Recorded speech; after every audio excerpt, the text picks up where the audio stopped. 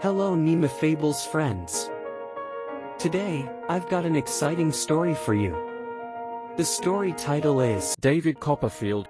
David Copperfield was born in a village in England. His father had died 6 months before he was born. David's mother looked after him well. He was sent to the best school in the village. David Copperfield. When David was 6 years old, his mother married a man by the name of Murdstone. Murdstone did not like David and David did not like Murdstone. Murdstone disliked David so much that he decided to send him to a boarding school. Next day, much to the displeasure of his mother, David's bags were packed and he was sent off. He was in boarding school for 2 years, when he got the news that his mother had died. He hurried home to find his stepfather seated on a chair, glaring at him. Murdstone said, "Your mother is dead. I have no money to fund for your education. You have to start earning. Tomorrow you will leave for London."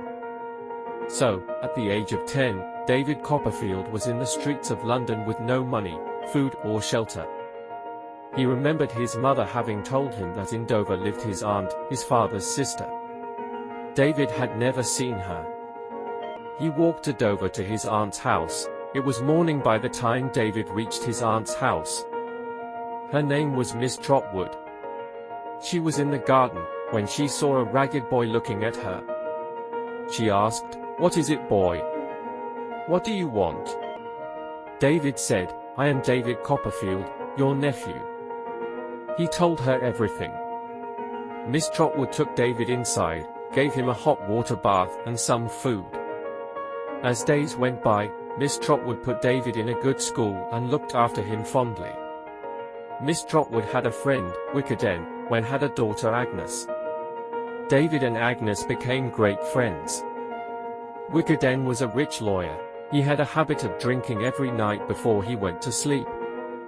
His assistant, Micawber, was a dishonest man. He would get valuable documents signed by Wickerden in his drunken state.